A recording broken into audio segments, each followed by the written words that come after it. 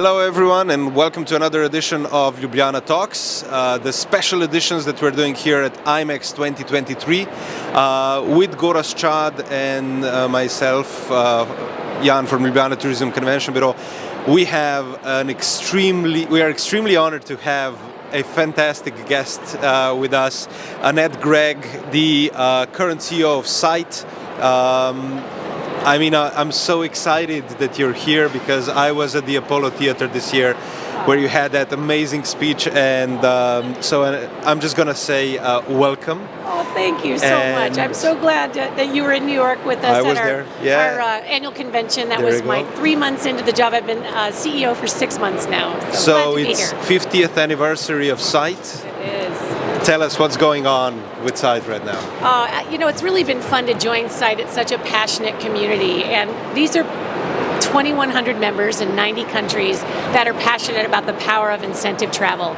And the more I get to, and I was on the client side for many years. I planned incentives for corporations, but when you're in the middle of it, it's hard to kind of lift your head up and realize how special these programs are. And the only way I can describe it is that we really have the opportunity to celebrate kind of human achievement. So when you're putting together programs that go to wonderful places like Ljubljana, and you just see kind of people's eyes open and they feel so appreciated for all this hard work they've done throughout the year to qualify for the incentive.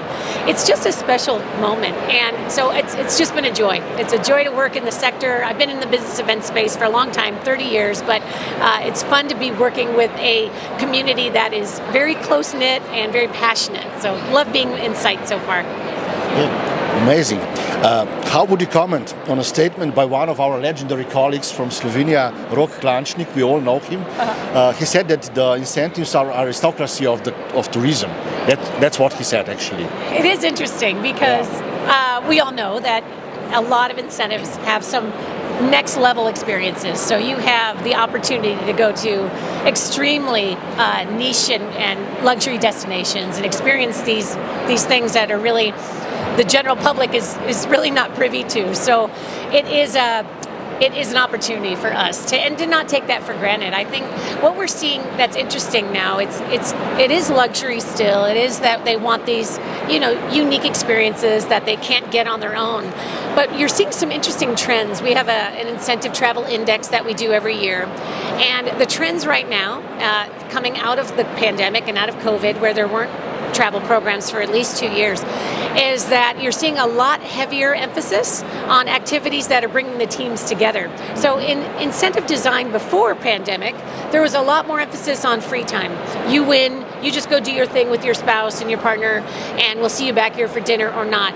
Well, now the owners and the stakeholders and the leaders are intentionally designing more team building activities because their teams haven't been together for a long time. So they're using these incentive programs almost as a double duty to create camaraderie again.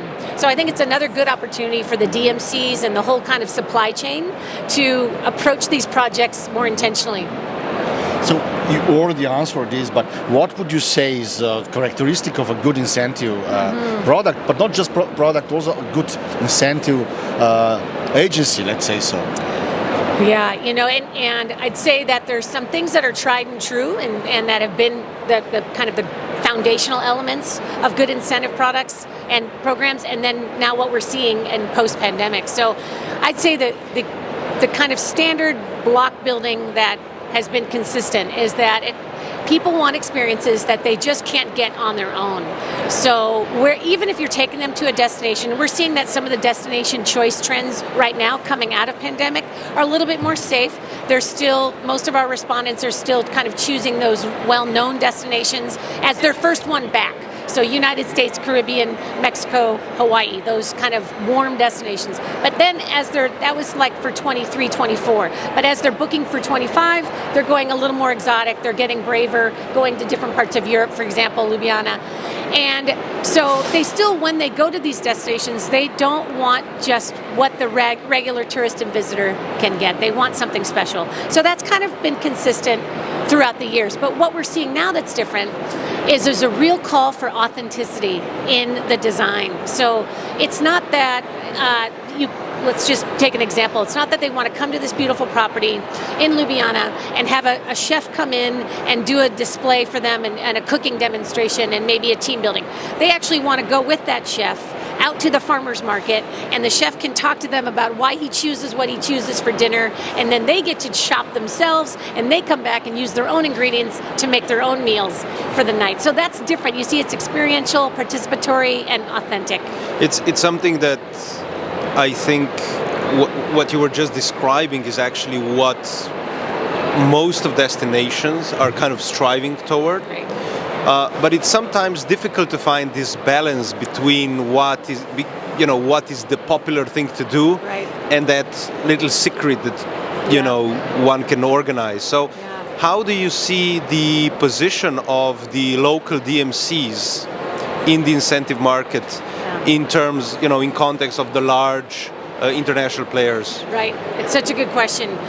And I think it goes back to the better we know our audience, the better we can tailor these experiences. So every program designer needs to get as much information as she can about her qualifiers and maybe offer a variety of options, because there are some that still just want to go and relax by the pool, and that's okay, or want that spa treatment.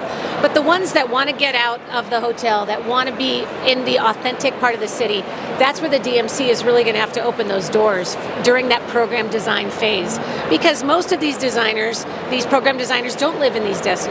They don't know what the authentic offering is on the ground, and the DMC is actually really, they're getting quite savvy at actually creating product, kind of bespoke product offerings. So they might have these meetings with the designers, then they're going to go out to their community, talk to that special restaurant about a unique experience, talk to that special kind of community center, even about a give back experience or something. And I'll actually give a great example about Ljubljana doing that for us. But so the DMCs they're just such a critical piece of this, because they have to unlock the assets in the destination. I'd say with the Tourism Bureau, those are two on-the-ground specialists that are heavily partnered to the designer.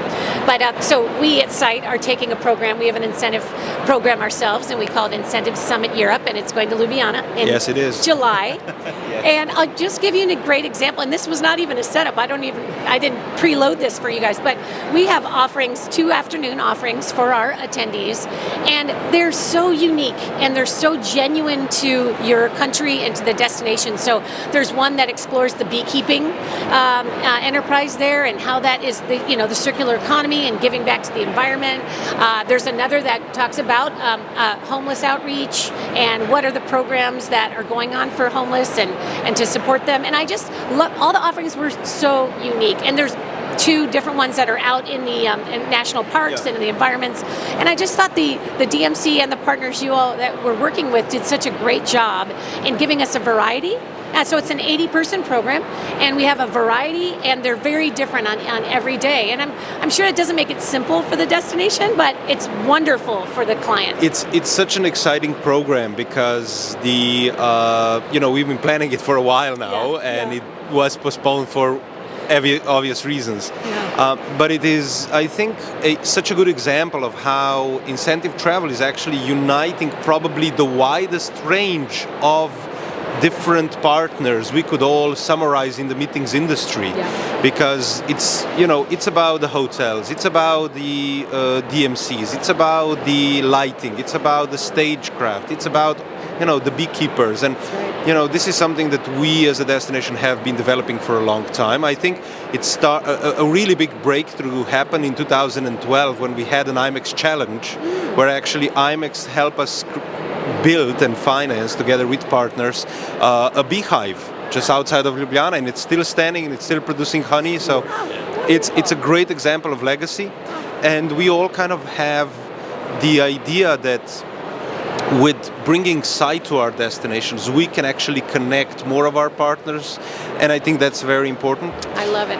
And I would just like to add to what you were saying, about coming to Ljubljana. I'm really excited that you're coming, because it's going to be your first time, right? First time. So, if you look at Site right now, and we look at the conference in New York, which is probably the most different environment to Ljubljana possible, Right.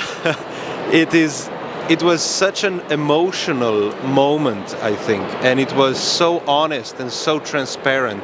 And I think Sight is really kind of a leader in this transparency thing.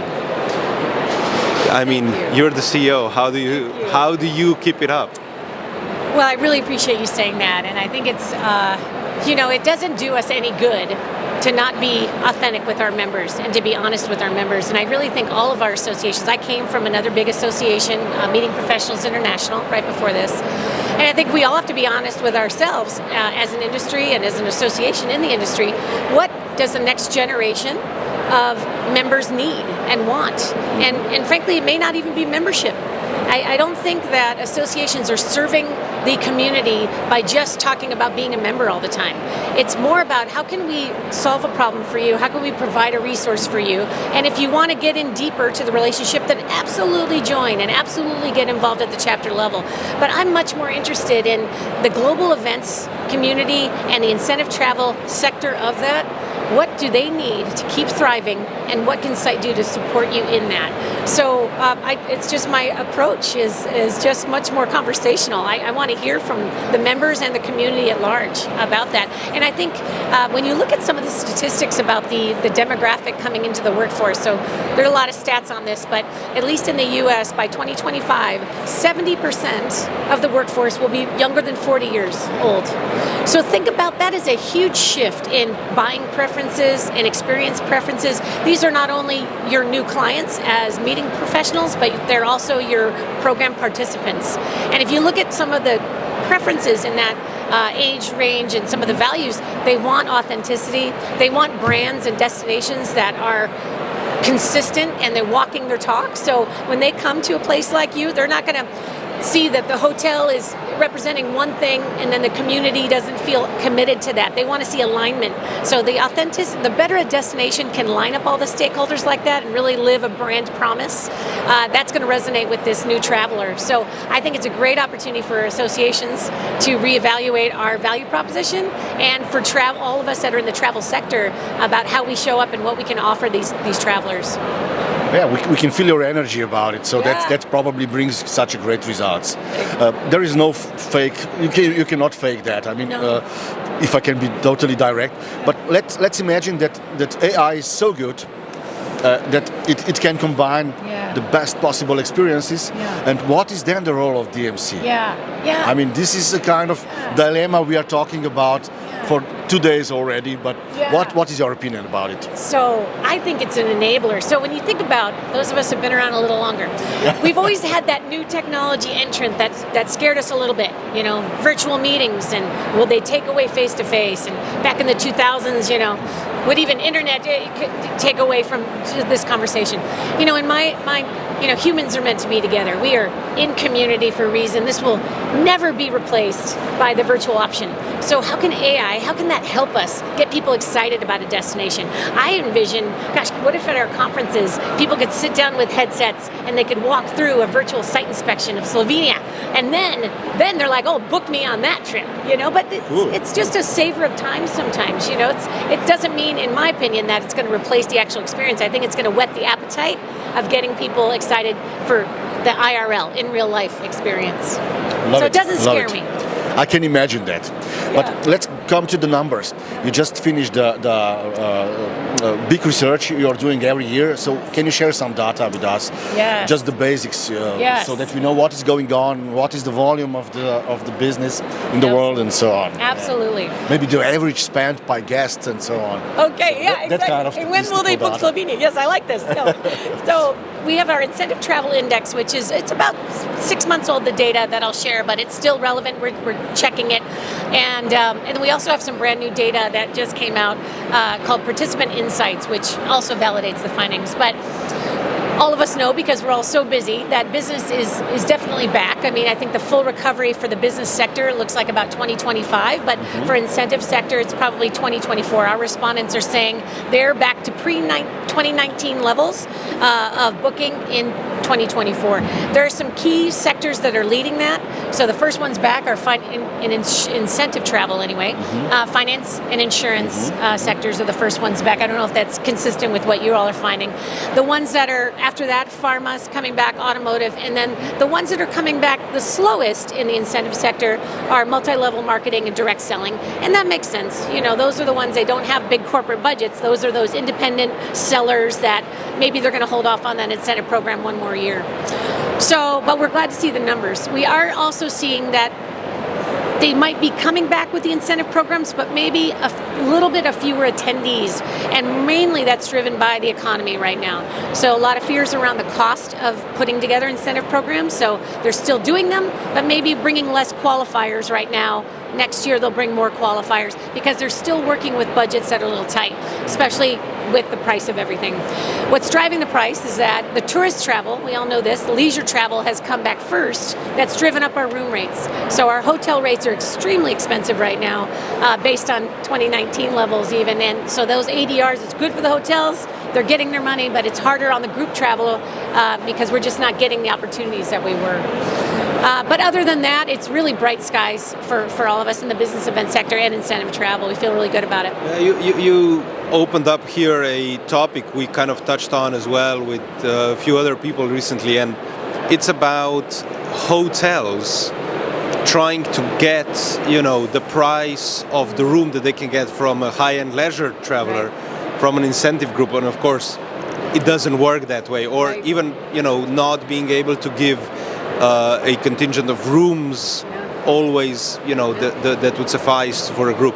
Do you see that this is actually something that is really a big thing, or do you think it's just temporary? You know, I think it's part of a bigger issue, which is the service delivery. So you're going to be paying a high premium on these room rates, and then your overall experience might not live up to that rate that you're paying. And that's because we're still only about 85% staffed back compared to 2019 levels in our industry. So a recent survey by the Global Business Travel Association had 75% of their respondents saying that they had an extremely or relatively difficult travel experience. So people are traveling, they're not enjoying it, there's either disruption at the airport or there's bad service at the hotels, and so this is going to make that attendee not excited about coming to my incentive or your program. So the service delivery is a problem because we're still charging a lot, but we're not getting the service. It feels like a bottleneck. It's so true. It's pending, right? The growth of teams, we have the potential growth of groups, we have the potential of,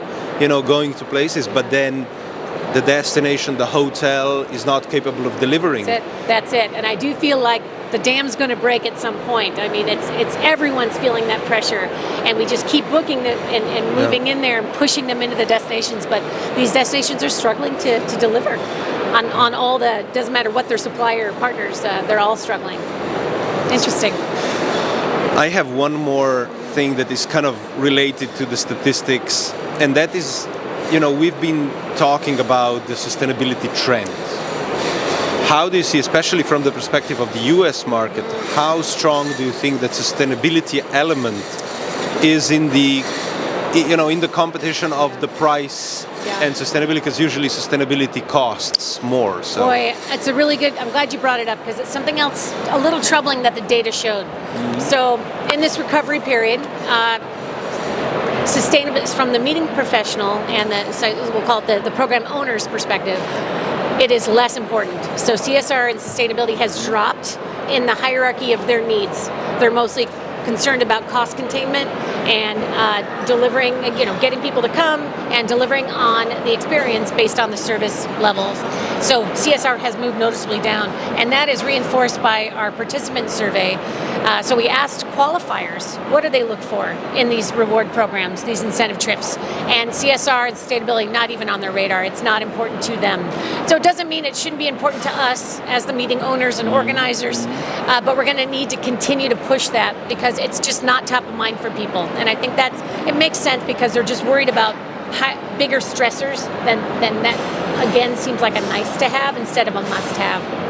Maybe this is the difference between Europe and the States, because in Europe it's really now on the top of priorities for many corporations, especially automotive. Also pharma is really, I mean, there is not even one RFP without Good. a sustainable section, which is Great. they're taking this quite seriously. So maybe this is a comment, what is going on. You are right. I do in think Europe, you're right yeah? because Yeah, we did our data. It's North America and rest of world, and you're right. It is more. It's more top of mind for rest of world. Especially in Germany. All the German corporations are obsessed with that, so I can definitely comment that. But Great. what would be your dream incentive if you have no limits with the budget and anything, so Oh, that's a great question. I think it would be great to have an incentive in a castle, like to be a participant and be able to sleep in a castle and experience everything that kind of back to maybe the Renaissance period, that kind of experience. I just think that'd be lovely, opulent. So we are coming to the end of this talk, but of course, what are your expectations about Slovenia at the end? You're coming soon to our country. Can you share a little bit about that? Oh, sure. Well, I know you will. I can't wait to see the authentic Slovenian experience. I mean, I've seen the program you've put together for us, and I'm excited to see the warmth of the people. I have colleagues that have been there many times. I said, okay, what's the personality of them? They said, it's very warm. It's very European, but it's very warm and inviting. And so that's what I'm looking forward to, is just kind of being immersed in your beautiful Ljubljana, your beautiful city, for 5 days. It's going to be wonderful. It's going to be great. Thank you. Usually we finish with short questions to you. Okay. So the one for you is dog or cat? Cat. Okay. Can you? I do. Oh, we have 2 kitties, and we got them. We rescued them during COVID, and it was just lovely to have new family. We have one child who's 23, and he's out of the house. So, we had to bring a new little babies into the house, and so we have 2 little kittens. Do you drink wine? I do drink wine. Red or white? I do like a good white wine. I like crispy Pinot Grigio. Well, that's all. Thanks for joining us. It was a great Ljubljana Talks talk with you, and we are really looking forward for side event in Slovenia. We will do our best. We promise this to you. And guys, stay tuned to our channel. We are coming back soon. And once again, thanks a lot for joining us. Thank you. Thanks for having me today.